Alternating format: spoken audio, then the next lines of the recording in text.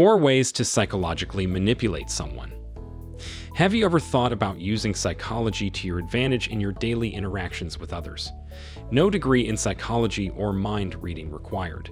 In myriad interactions with friends, colleagues, and superiors, we have the ability to manipulate situations and take advantage of this social interaction. When I say manipulative, I don't necessarily mean it in a negative way. Manipulation can be used to persuade someone to take a vacation or to do whatever it takes to get that promotion at work. Below are a few ways that simply recognizing the psychology behind our interactions can help us reap more than we expected. 1. Use body language to your advantage. The way the brain stimulates physical movements and reactions during day-to-day interactions is almost uncontrollable. This type of movement can signal a lot to those around you. What does that mean? It means that you can use body language to understand things that words won't tell you, or even influence someone with more than just words. I'm sure you've heard that 90% of communication is nonverbal. Hard to believe, but it's actually 93%, meaning that so much in our interactions can be lost just because we asked for that promotion with our arms crossed while looking at the floor. Learning to read body language is just as important as properly conveying it. It'll tell you if someone is genuinely agreeing with you, actively engaged in what you're saying, or even if they think you're a complete idiot. Persistently picking up on the body language of others will help you improve your own abilities and identify opportunities, as well as dead ends for every interaction. Doing things like mimicking postures, gestures, and movements can help get someone to like you or agree with you. Nodding your head yes when you really mean no can incriminate you. Interrogators rely on body language to determine culpability on a regular basis. We're all animals and behave as such when stripped away from our more sophisticated form of communication. The trick is to use this subconscious interaction to your benefit.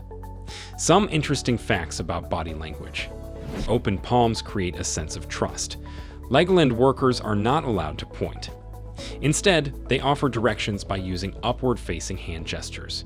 Shaking hands with your palm facing downward signifies dominance, and with your palm facing upwards, submissiveness. When laughing in a group, the first person you make eye contact with is the one you trust the most. 2. Change the perspective.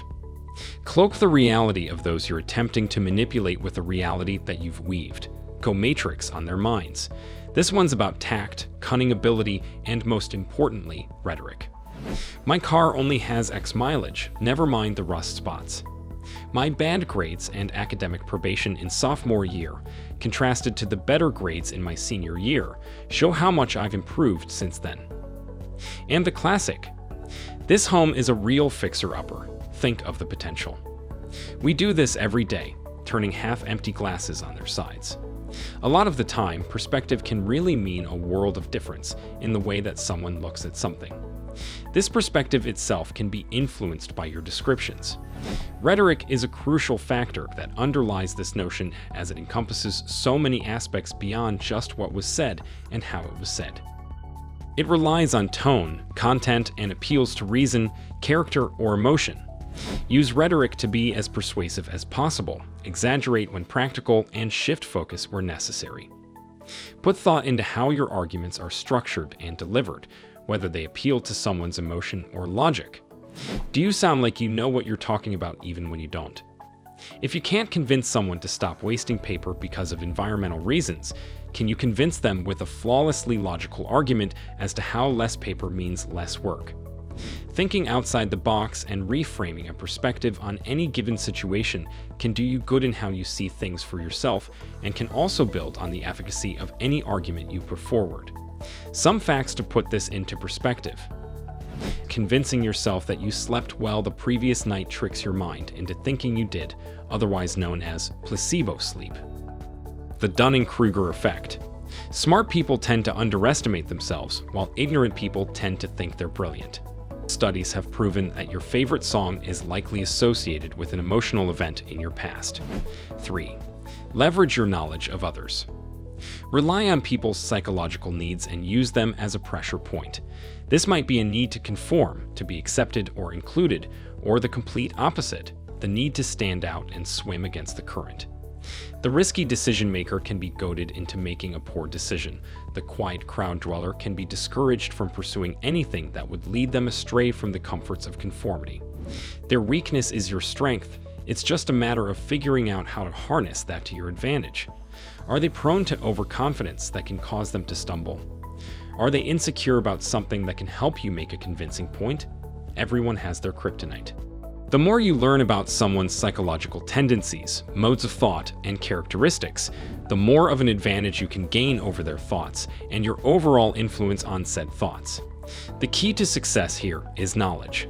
Like every other point, it may be more crucial to understand your own pressure points. A solid defense includes an acknowledgement of your own insecurities and vulnerabilities. Psychologist Jim Sneakowski details the how-tos of emotional leveraging, whilst also shining a positive light on the subject in his article, Emotional Leveraging. It's really not manipulation. In it, he provides 3 basic guidelines to achieve utmost success when using someone's emotions against them. Remain aware that their vision is the product of an emotional base, and no matter how they rationalize their position, they cling to it for some emotional reason. See that if you want them to move in your direction, your task is to discover the emotional value that drives their vision, their sweet spot. Understand that once you know their emotional sweet spot, you can craft an approach that blends their needs with yours so that you both can feel successful.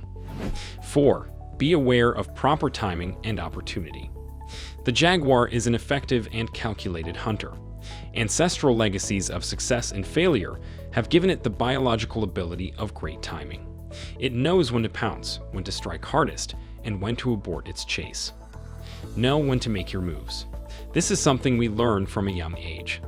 Don't tell mom what you want for your birthday when she's in a bad mood. The trick is to actively maintain an awareness and have your eyes constantly scanning for opportunity. For instance, try asking for certain favors when someone is tired or preoccupied.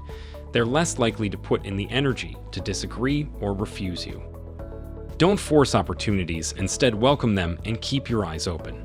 If you've been waiting to throw a pitch at your boss, don't force the conversation.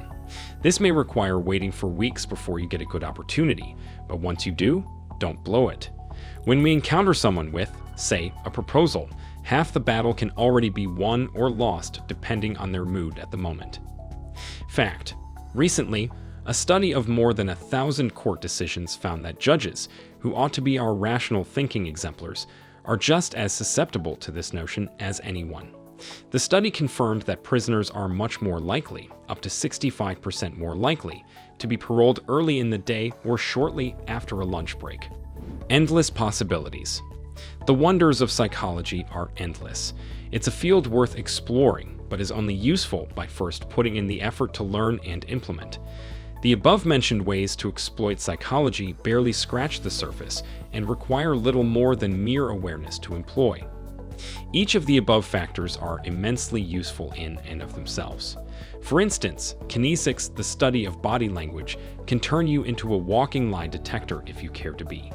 If you don't care to pick up on the impulses or tendencies of others, don't care to expose situations to your benefit, don't become aware of the body language that you exert and that others send your way, then you're blinding yourself to a very interesting way to maximize on your exchanges throughout life.